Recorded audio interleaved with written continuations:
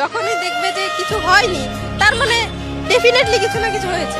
বর্তমান জেনারেশনে সব থেকে বেশি অভাব যেটা সেটা হচ্ছে লয়ালিটি। অভিমান বলে একটা সুন্দর শব্দ আমাদের বাংলা ভাষায় আছে, যেটা অভিমান মেয়েরাই বেশি করে, ছেলেরা অতটা বেশি করে না বা অতটা যায় না। আর মেয়েরা যখন অভিমান করে, অভিমান ভাঙানোর পরে, প্রত্যেকবার অভিমান ভাঙানোর পরে সম্পর্ক মজবুত হয়, ভালোবাসাও বাড়ে, আন্ডারস্ট্যান্ডিংও বাড়ে। অর্থাৎ ছেলেদের উচিত তার পার্টনার কখন অভিমান করছে সেটা বোঝা এবং বোঝার চেষ্টা করা। কখনো যদি মন খারাপ দেখে বা রাগান্বিত দেখে, আমাদের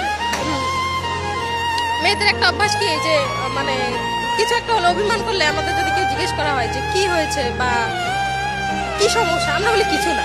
এখন কোনো ছেলেদের যেটা বিশ্বাস করে ফেলে যে আসলেই কিছু হয়নি, সমস্যাটা ওখানে, সমস্যাটা আসলে ওখানে। যখনই দেখবে যে কিছু হয়নি তার মানে ডেফিনেটলি কিছু না কিছু হয়েছে, তখন যেটা জানার চেষ্টা করতে হবে। এমন নয় যে ঝাড়ি দিয়ে, তাকে বোঝার চেষ্টা করতে হবে, জানার চেষ্টা করতে হবে এবং প্রতিবার অভিমান ভাঙাতে হবে, অভিমান করলে বুঝতে হবে, অভিমানের কারণ খুঁজতে হবে এবং সম্ভব হলে সেই কারণ সমাধান করতে হবে।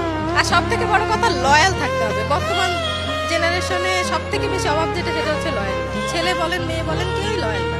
এমনকি অনেক ভালোবাসা, কোনো সমস্যা না থাকার পরেও মানুষ একে অন্যের প্রতি অ্যাডিক্টেড হয় এবং হয় আসলে লয়ালিটি জিনিসটা এখন খুবই রেয়ার। যদি দুজন দুজনের প্রতি লয়াল থাকে তাহলে সুখী সংসার সম্ভব। যদি একজনের মধ্যে লয়ালিটির কোনো কমতি থাকে তাহলে অপর পক্ষ থেকে 1000% এফোর্ট দিয়েও সেই সম্পর্ক সুখী রাখা বা টিকিয়ে রাখা সম্ভব নয়।